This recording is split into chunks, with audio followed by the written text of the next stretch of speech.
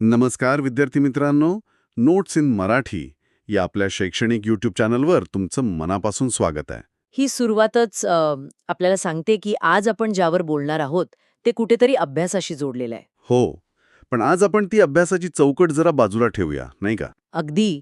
आज आपण फक्त अर्थ समजून घेणार नाही आहोत. आपल्याकडे कवी शंकर कसबे यांची माझ्या आज्यानं पंजानं ही कविता आहे आणि त्यासोबतच वऱ्हाडी आणि मराठवाडी बोलीभाषेचे दोन खूप सुंदर उतारे आहेत. म्हणजे आपण त्या शब्दांच्या आणि ओळींच्या मागे जे जग दडलं ना ते शोधणार आहोत. बरोबर. म्हणजे केवळ स्पष्टीकरण नाही, तर एक सखोल शोध.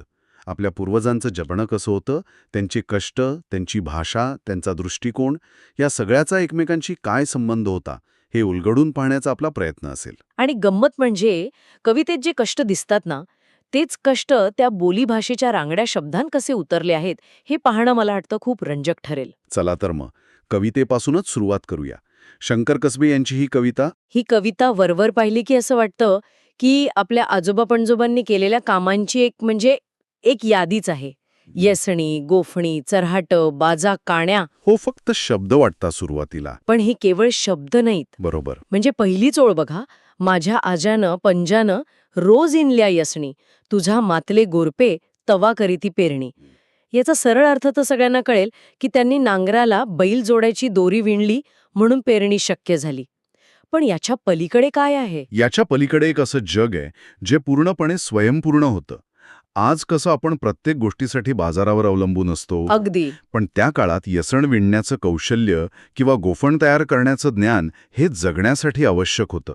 हे फक्त कष्ट नव्हते, ते एक स्किल होतं. एक अशी अर्थव्यवस्था होती जिथे वस्तू विकत नाही तर बनवल्या जायच्या. आणि हे ज्ञान पिढ्यानपिढ्या दिलं जात होतं. हो. आणि त्या जगण्यात एक प्रकारचा लयबद्धपणा दिसतो. तुम्ही पाहिलं का? रोज इनल्या यसणी, रोज वळली चऱ्हाट. हो, रोज इनिल्यार बाजा. हा रोज शब्द सारखा येतो. यात एकीकडे रोजच्या कामाची सक्ती दिसते, पण दुसरीकडे त्या जगण्याचा एक स्थिर न बदलणारा ताल जाणवतो. जसं निसर्गाचं चक्र असतं ना, अगदी तसंच. वाह! आणि हाच ताल आपल्याला कवितेच्या रचनेतही दिसतो. साधी सोपी रचना, ओवीसारखी. बरोबर. कुठेही अलंकारिक शब्दांचा सोस नाही. जे जगणं आहे तेच थेट शब्दांत उतरलंय. पुढची ओळ बघा. माझ्या आज्यानं पंजायानं किती इनल्या गोफणी, तवा नेमानं चालते तुझ्या रानाची राखणी. यात फक्त गोफण विणल्याचा उल्लेख नाहीये. नाही, तर पिकाच्या संरक्षणाची जी जबाबदारी होती ती किती नेमानं म्हणजे किती निष्ठेनं पार पाडली जात होती हे पण सूचित होतं. आणि ही सगळी कामं ती निसर्गाशी जोडलेली आहेत. पेरणीसाठी नांगर, पिकांच्या रक्षणासाठी गोफण, पाणी देण्यासाठी मोठ. माझ्या आज्यानं पंजानं रोज वळली चऱ्हाट, पाट भरून वाहाची तुझ्या रानातली मोट. आहाहा, ते चित्रच उभं राहतं डोळ्यासमोर. मोठेचं पाणी पाटातून शेतात खेळवणं. पण मला एक प्रश्न पडतो, कवी हे सगळं सांगताना फक्त कौतुक करतोय की त्या जगण्याबद्दलची एक हळवी नॉस्टॅल्जिया म्हणजे एक प्रकारची हुरहुर पण व्यक्त करतोय? मला वाटतं दोन्ही आहे. कृतज्ञता हा तर मुख्य भाव आहेच, पण त्यासोबतच एका हरवलेल्या जगाबद्दलची आस ती नक्कीच आहे. असं जग जिथे माणसाचा त्याच्या श्रमाशी थेट संबंध होता. हो, आणि त्यातून निर्माण होणाऱ्या वस्तूंशी. आज तो संबंध तुटलाय. आपण वापरत असलेली कोणतीच वस्तू आपण बनवत नाही, त्यामुळे त्या वस्तूमागे असलेल्या श्रमाची किंमत आपल्याला कळत नाही. ही कविता आपल्याला त्याच श्रमाची आठवण करून देते. आणि त्या श्रमाचा, त्या जगण्याचा स्वतःचा एक आवाज होता, एक भाषा होती, जी आजच्या प्रमाण मराठीपेक्षा खूप वेगळी, रांगडी आणि थेट होती. अगदी. आणि त्यासाठीच आपल्याकडचे बोलीभाषेचे उतारे महत्वाचे ठरतात. पहिला उतारा घेऊया, वऱ्हाडी बोलीचा, पुरुषोत्तम बोरकर यांच्या कादंबरीतून. विदर्भात बोलली जाणारी ही भाषा काय गोडवा आहे बघा. आईमाचा काले करा लागत होतं रे. बरोबर. माणसाच्या दुटप्पी स्वभावावर यापेक्षा मार्मिक भाष्य असूच शकत नाही. आणि बोलीभाषांमध्ये अशा म्हणी, असे वाक्प्रचार यांची प्रचंड श्रीमंती असते, कारण ती भाषा पुस्तकातून नाही तर जगण्यातून तयार झालेली असते. म्हणजे आपण असं म्हणू शकतो की शंकर कसबे यांची कविता ज्या कष्टाचं वर्णन करते, त्या कष्टाळू माणसांची ही बोली होती. त्यांचं जगणं जसं रांगडं होतं तशीच त्यांची भाषाही. आणि आता आपण कवितेच्या त्या भागाकडे येऊया जिथे हे सगळं जगणं एका निर्णायक वळणावर येतं. शेवटचं कडवं. हो, ते या कवितेचा आत्मा आहे. माझ्या आज्यानं पंजानं पोरं घातली साळेला, कष्टकऱ्याच्या जिन्याला दिस सोन्याचा आला. या ओळी वाचताना खरंच अंगावर काटा येतो, पण मला तुम्हाला इथे थांबवून विचारायचंय, हा सोन्याचा दिस आला हे खरंय, पण त्याची किंमत काय होती?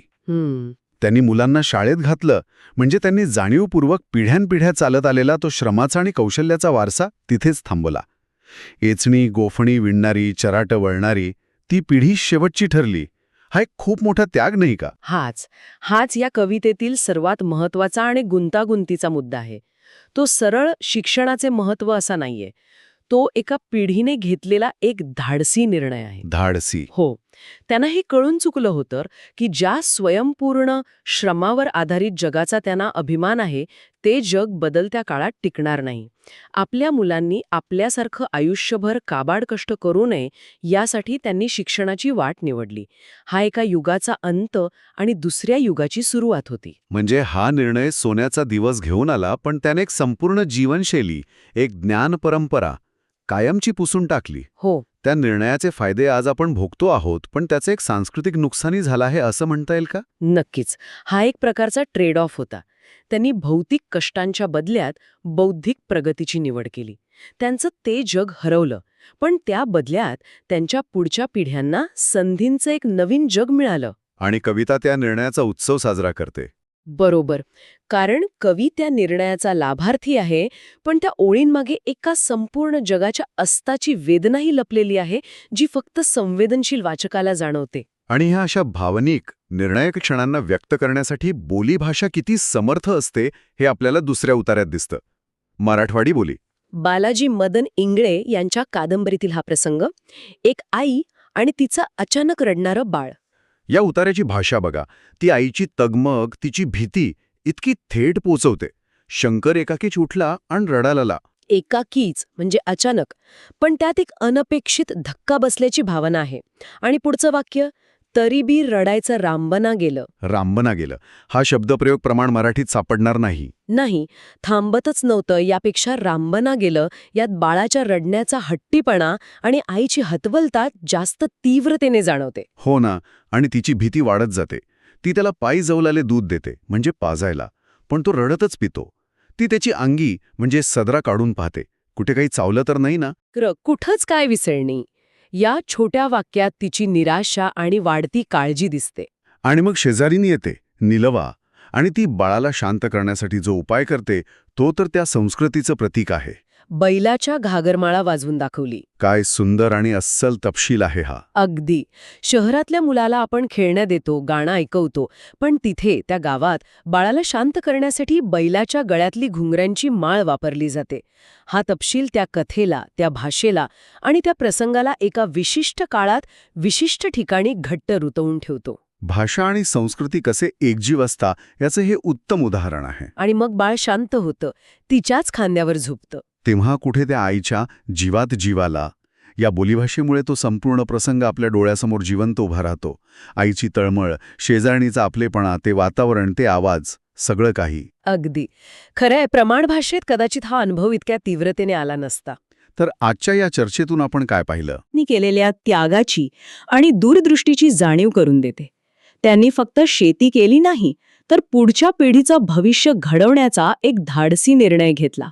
आणि वऱ्हाडी आणि मराठवाडी बोलीभाषेच्या नमुन्यांवरून आपल्याला आपल्याच भाषेची श्रीमंती आणि तिची भावना व्यक्त करण्याची ताकद कळली. थोडक्यात सांगायचं तर श्रम, भाषा आणि भविष्य या 3 गोष्टी एकाच धाग्यात गुंफलेल्या आहेत. बरोबर. पूर्वजांनी त्यांच्या श्रमातून आणि कौशल्यातून एक जग निर्माण केलं. ते जग त्यांच्या बोलीभाषेतून व्यक्त झालं आणि त्या जगाच्या मर्यादा ओळखून त्यांनी आपल्यासाठी शिक्षणाचं एक नवं भविष्य निवडलं. आणि आपण त्या निवडीचेच फलित आहोत. हो. ही चर्चा संपवताना माझ्या मनात एक विचार येतोय. सांगा ना. त्या पिढीने त्यांच्या काळातील सर्वात मौल्यवान गोष्ट म्हणजे शारीरिक श्रम आणि पारंपरिक कौशल्य बाजूला सारून पुढच्या पिढीसाठी शिक्षणाचा वारसा निवडला. तो त्यांच्या काळातला सर्वात मोठा आणि धाडसी बदल होता. आज आपण तंत्रज्ञान आणि माहितीच्या युगात जगतो आहोत.